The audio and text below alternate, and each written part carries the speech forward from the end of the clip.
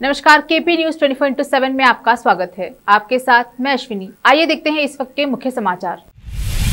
महाराष्ट्र में बारिश भूस्खलन ने ली 129 की जान। रायगढ़ और सतारा में बारिश का कहर।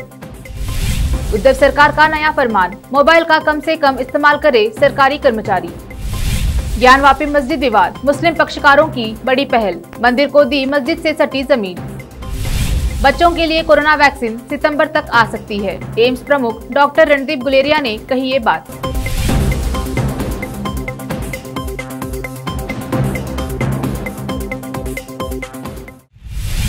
अब समाचार विस्तार से। बीदर साउथ के पूर्व विधायक अशोक खेनी जो कोरोना संक्रमित हुए थे, कोरोना से स्वस्थ होने के बाद आज बीदर पहुंचने पर जिला ग्राम पंचायत सदस्यों और अशोक खेनी के समर्थकों की ओर से उनका स्वागत किया गया और उनके स्वस्थ होने पर प्रसन्नता जताई गई। इस अवसर पर अशोक खेनी ने केपी न्यूज से बात करते हुए कहा कि कोरोना से संक्रमित होने के बाद आप सभी की प्रार्थना से मैं स्वस्थ हो गया हूं और आने वाले ग्राम पंचायत चुनाव के लिए मैं फिर से सक्रिय रहूंगा। उन्होंने राज्य के मुख्यमंत्री बीएस येडियुरप्पा के बदलाव को लेकर उठ रहे संकेतों पर कहा कि येडियुरप्पा को हटाए जाने से कांग्रेस पार्टी को कोई लाभ नहीं होने वाला है। कांग्रेस पार्टी मजबूत है और कांग्रेस में कई बड़े बड़े नेता हैं, सिद्धरामैया, डीके शिवकुमार, ईश्वर खंड्रे और दूसरे। कांग्रेस कर्नाटक में मजबूत पार्टी है।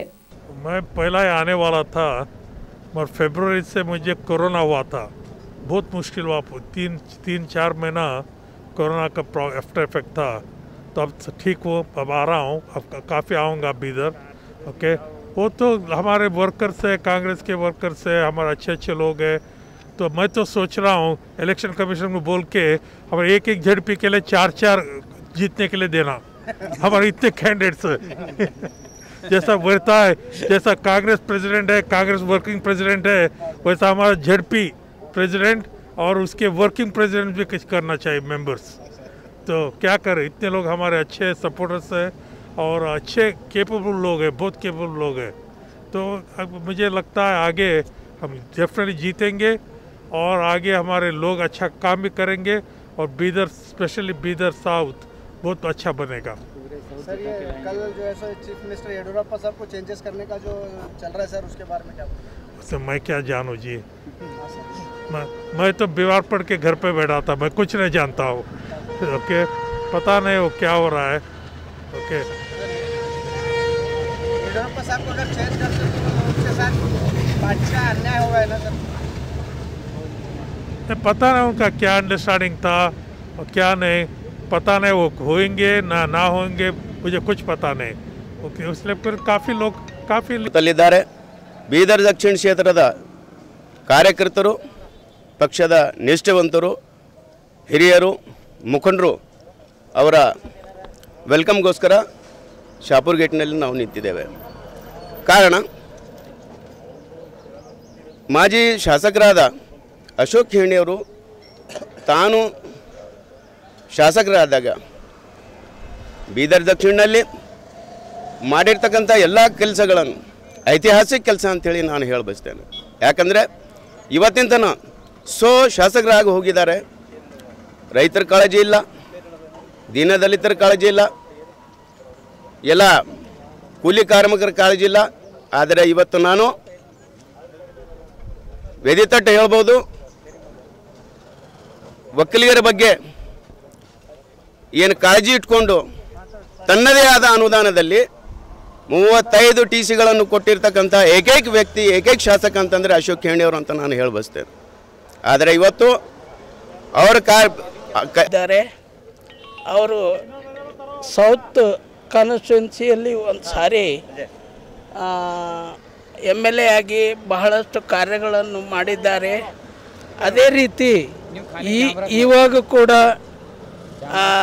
ಒಳ್ಳೆ ರೀತಿಯಿಂದ ಈ ಚುನಾವಣೆಯಲ್ಲಿ ಮುಖ್ಯವಾಗಿ ಮುಂಬರುವ ಲೋಕಸಭಾ, ಜಿಲ್ಲಾ ಪಂಚಾಯತ್ ಹಾಗೂ ತಾಲೂಕು ಪಂಚಾಯತ್ ಚುನಾವಣೆಯಲ್ಲಿ ಅವರು ಎಲ್ಲ ಅಭ್ಯರ್ಥಿಗಳನ್ನು ಒಳ್ಳೆಯ ರೀತಿಯಿಂದ ಜಯಭೇರಿಯಾಗಿ ಅವರಿಗೆ ಬೆಂಬಲಿತರಾಗಿ ನಾವೆಲ್ಲರೂ ಸೇರಿ ಮುಂಬರುವ ಚುನಾವಣೆಯಲ್ಲಿ ಅವರನ್ನು ಬಲ ಕೊಡುವ ಹಾಗೆ ಮಾಡಬೇಕೆಂದು ನಮ್ಮ ವತಿಯಿಂದ, ಕಾಂಗ್ರೆಸ್ ವತಿಯಿಂದ ಎಲ್ಲರೂ ನಾಯಕರು ಸೇರಿ गणमान्य फारसी विद्वान प्रोफेसर सैयद एनुल हसन को मौलाना आजाद राष्ट्रीय उर्दू विश्वविद्यालय हैदराबाद का नया कुलपति नियुक्त किया गया है। विश्वविद्यालय को शिक्षा मंत्रालय से प्राप्त एक बयान के अनुसार भारत गणराज्य के राष्ट्रपति ने उर्दू विश्वविद्यालय के एक आगंतुक के रूप में प्रोफेसर सैयद एनुल हसन को विश्वविद्यालय के 5वें कुलपति के रूप में नियुक्त करने पर प्रसन्नता व्यक्त की। 5 साल की अवधि प्रोफेसर एनुल हसन जवाहरलाल नेहरू विश्वविद्यालय नई दिल्ली में फारसी और मध्य एशियाई अध्ययन के प्रोफेसर के रूप में कार्यरत है। उन्होंने पहले dean school of language literature and cultural studies JNU के रूप में कार्य किया है। वह ऑल इंडिया फारसी स्कॉलर्स एसोसिएशन के अध्यक्ष भी हैं। उनके पास 34 से अधिक वर्षों का शिक्षण अनुभव है और उन्होंने 87 विद्वानों का मार्गदर्शन किया है। महाराष्ट्र में पिछले 2 दिनों से बारिश का भीषण कहर देखने को मिल रहा है। भारी बारिश के चलते कई जिलों में बाढ़ जैसे हालात बन गए हैं। बारिश के चलते कई जगहों पर भूस्खलन की भी खबरें आई हैं। राहत और बचाव टीमें फंसे लोगों को सुरक्षित स्थान पर पहुंचाने के काम में जुटी हैं। बारिश से जुड़ी घटनाओं और भूस्खलन में 129 लोगों की मौत हो गई, जबकि पुणे मंडल के तहत 84,452 लोगों को शुक्रवार को सुरक्षित स्थानों पर पहुंचाया गया। पुणे मंडल भारी बारिश से खासा प्रभावित है। महाराष्ट्र की उद्धव सरकार ने अपने कर्मचारियों के लिए नया फरमान जारी किया है। इसके तहत कर्मचारियों को बेहद जरूरत होने पर ही कार्यालय में फोन इस्तेमाल करने का आदेश दिया गया है। महाराष्ट्र सरकार की ओर से शुक्रवार 23 जुलाई को जारी आदेश के मुताबिक कार्यालय में काम के दौरान मोबाइल फोन का कम से कम इस्तेमाल करने का निर्देश दिया गया है और इसके साथ ही कार्यालय में मोबाइल फोन की जगह लैंडलाइन फोन के इस्तेमाल को ज्यादा बेहतर बताया गया है। सरकार की ओर से जारी इस आदेश के मुताबिक सरकार अब कार्यालय में जरूरत हो तो लैंडलाइन फोन का ही इस्तेमाल करने को तरजीह दे। अपने मोबाइल फोन का कम से कम इस्तेमाल करें। काशी विश्वनाथ मंदिर और ज्ञानवापी मस्जिद का मुद्दा इस समय सुर्खियों में है। बनारस कोर्ट में हिंदू और मुस्लिम पक्ष की अदालती लड़ाई चल रही है। इस बीच सावन के ठीक पहले मस्जिद के मुस्लिम पक्षकारों ने बाबा विश्वनाथ को एक बड़ी सौगात दी है। मुस्लिम पक्षकारों ने ज्ञानवापी मस्जिद से सटी 1700 स्क्वायर फीट जमीन मंदिर प्रशासन को दे दी है। हालांकि इस जमीन के बदले मंदिर प्रशासन ने भी मुस्लिम पक्ष को 1000 स्क्वायर फीट की जमीन दूसरे जगह दी है। मुस्लिम पक्ष के लिए यह फैसला इतना आसान नहीं था, क्योंकि यह जमीन ज्ञानवापी मस्जिद के ठीक सामने की है। मंदिर प्रशासन ने मुस्लिम पक्षकारों से काशी विश्वनाथ कॉरिडोर बनाने के लिए जमीन की मांग की थी। उनकी अपील पर मुस्लिम पक्षकार एकमत हुए और बीते 8 जुलाई को इस जमीन की बकायदा रजिस्ट्री की गई। इस जमीन पर 1993 के बाद से अस्थायी रूप से पुलिस कंट्रोल रूम बनाया गया था। बिहार के गया जिले के डोभी थाना क्षेत्र में शुक्रवार की रात इनोवा कार और हाइवा की टक्कर में 7 लोगों की मौत हो गई। पुलिस के एक अधिकारी ने शनिवार को बताया कि इनोवा कार गया की तरफ से आ रही थी, जबकि हाइवा उसके विपरीत दिशा से गया की ओर जा रही थी। डोभी चतरा रोड के कंजियार मोड़ के पास इनोवा और हाइवा में सीधी टक्कर हो गई। इस दुर्घटना में घटनास्थल पर ही 6 लोगों की मौत हो गई, जबकि एक व्यक्ति ने अस्पताल ले जाने के दौरान दम तोड़ दिया। अब वक्त एक छोटे से ब्रेक का। हिंदुस्तान के हर कोने में हम हैं मौजूद। 24 घंटे हालात पर गहरी नजर, खबरों से जुड़े चुपते सवालात और आपको दिखाता है धार्मिक, सामाजिक, राजनीतिक, लोकल और इंटरनेशनल न्यूज की सबसे बेहतर कवरेज, जो आपको रखती है हर पल बाखबर। देश और दुनिया भर की खबर के लिए देखते रहें KP news 24/7। Noor education trust Bidar की ओर से चलाए जाने वाला Noor M Ed college Bidar, recognized by NCTE Delhi and affiliated to Gulbarga University, Gulbarga. Admission are open for the academic year 2021-22. विशेषज्ञ और सक्षम शिक्षकों द्वारा शिक्षा प्राप्त करने के लिए नूर एमएड कॉलेज में दाखिला लें और शांत वातावरण में शिक्षा प्राप्त करें। बीदर शहर में बेहतर शिक्षा का एकमात्र केंद्र Noor M Ed college, Shahpur gate, Bidar.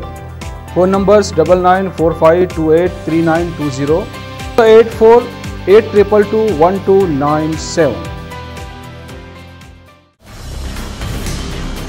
Hindustan के हर कोने में हम हैं मौजूद।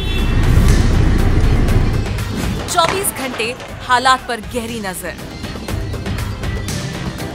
खबरों से जुड़े चुपते सवालात, और आपको दिखाता है धार्मिक, सामाजिक, राजनीतिक, लोकल और इंटरनेशनल न्यूज की सबसे बेहतर कवरेज, जो आपको रखती है हर पल बाखबर। देश और दुनिया भर की खबर के लिए देखते रहें केपी न्यूज 24/7। ब्रेक के बाद आपका स्वागत है। देखते हैं आगे के समाचार। भारत में बच्चों के लिए कोरोना वैक्सीन सितंबर तक लॉन्च की जा सकती है। एम्स प्रमुख डॉक्टर रणदीप गुलेरिया से बातचीत में यह संकेत दिया है। भारत में अब तक वयस्कों को 42 करोड़ से ज्यादा कोरोना वैक्सीन डोज दिए जा चुके हैं। सरकार ने इस साल के अंत तक सभी वयस्कों को कोरोना वैक्सीन देने का बड़ा लक्ष्य रखा है। इसके लिए करीब हर दिन 1 करोड़ वैक्सीन डोज लगानी होगी। फिलहाल हर दिन 40 से 50 लाख के बीच कोरोना टीके दिए जा रहे हैं, लेकिन सप्ताहांत के दिनों में संख्या और घट जाती है। कई अन्य कंपनियां भी बच्चों के लिए कोविड-19 की वैक्सीन तैयार करने में जुटी है। गोवा में भारी बारिश और नदियों का जलस्तर बढ़ने के बाद आई बाढ़ से संबंधित घटना में एक महिला की मौत हो गई और करीब 1000 मकान क्षतिग्रस्त हो गए। सैकड़ों लोगों को निचले इलाकों से सुरक्षित बाहर निकाला गया है। यह बाढ़ राज्य में पिछले 40 साल में आई प्रलयकारी बाढ़ में एक है। मुख्यमंत्री प्रमोद सावंत ने यहां संवाददाताओं को बताया है कि बाढ़ से सतारी और बिचोलिम, पोड़ा, धारबंदोरा, बारडेज और पेरनम तालुका बुरी तरह से प्रभावित है, जबकि अन्य इलाकों में भी इससे क्षति हुई है। उन्होंने बताया कि धारबंदोरा में एक महिला की मौत की सूचना मिली है, लेकिन इसकी वास्तविक वजह की पुष्टि की प्रतीक्षा की जा रही है। मुख्यमंत्री ने बचाव एवं राहत अभियानों पर निगरानी के लिए दोपहर में बिचोलिम के बाढ़ प्रभावित इलाकों का जायजा लिया। मुख्यमंत्री ने कहा कि आपदा प्रबंधन प्रकोष्ठ के दल राहत एवं बचाव कार्य में जुटे हुए हैं और उन्होंने विभिन्न इलाकों में बाढ़ में फंसे कई लोगों को सुरक्षित स्थानों पर पहुंचाया है। पोर्नोग्राफी का आरोप लगने के बाद राज कुंद्रा पर मुश्किलों का पहाड़ टूट पड़ा है। राज कुंद्रा अभी मुंबई पुलिस की रिमांड पर चल रहे हैं। इस संकट की घड़ी में राज कुंद्रा की पत्नी और अभिनेत्री शिल्पा शेट्टी ने उनका समर्थन किया है। मुंबई पुलिस के सूत्रों के मुताबिक शिल्पा ने कहा कि उन्हें हॉट शॉट्स की सटीक सामग्री के बारे में पता नहीं था। उन्होंने दावा किया कि हॉट शॉट्स से उनका कोई लेना देना नहीं है। उन्होंने उल्लेख किया है कि इरोटिका पॉर्न से अलग है और उनके पति राज कुंद्रा पोर्न सामग्री के निर्माण में शामिल नहीं है। बॉलीवुड में हमेशा ट्रेंड बदलते रहा है। नए नए एक्टर्स आते हैं और पुराने एक्टर्स की जगह बदल जाती है। वही 80 का दशक बॉलीवुड इंडस्ट्री के लिए हमेशा ही खास रहा है। 80 के बाद बॉलीवुड के सारे ट्रेंड बदल गए हैं। ये समय एक टर्निंग पॉइंट था। इस समय बॉलीवुड में एक से बढ़कर एक कलाकार हुआ करते थे। 80 के दशक में कई फेमस अभिनेत्रियां थी जो अपनी अदाकारी के साथ साथ अपनी खूबसूरती के लिए भी जानी जाती थी, जिन्होंने लोगों को दीवाना बना रखा था। अब यही खूबसूरत अभिनेत्रियां काफी बदल गई हैं, जिनमें पद्मिनी कोल्हापुरे, मंदाकिनी, अनीता राज, पूनम ढिल्लो, मीनाक्षी शेषाद्री, अमृता सिंह शामिल है। आमिर खान और किरण राव की हाल ही में शादी टूटी है, लेकिन दोनों ने आपस में बेहद करीब रिश्ता मेंटेन किया हुआ है। दोनों कपल ने सोशल मीडिया पर भी जो बयान जारी किया था, उसमें भी उन्होंने यही कहा था कि वो हमेशा साथ रहेंगे, एक परिवार और दोस्त की तरह। ऐसे में आमिर इन दिनों लद्दाख में फिल्म लाल सिंह चड्ढा की शूटिंग कर रहे हैं और किरण भी उनके साथ मौजूद है, क्योंकि किरण इस फिल्म की प्रोड्यूसर है। ऐसे में वहां से इन दोनों के कई सारे फोटोज और वीडियोस वायरल हो रहे हैं। आखिर में फिर एक बार देखते हैं मुख्य समाचार। महाराष्ट्र में बारिश भूस्खलन ने ली 129 की जान। रायगढ़ और सतारा में बारिश का कहर। उद्धव सरकार का नया फरमान, मोबाइल का कम से कम इस्तेमाल करे सरकारी कर्मचारी। ज्ञानवापी मस्जिद विवाद, मुस्लिम पक्षकारों की बड़ी पहल, मंदिर को दी मस्जिद से सटी जमीन। बच्चों के लिए कोरोना वैक्सीन सितंबर तक आ सकती है। एम्स प्रमुख डॉक्टर रणदीप गुलेरिया ने कही ये बात।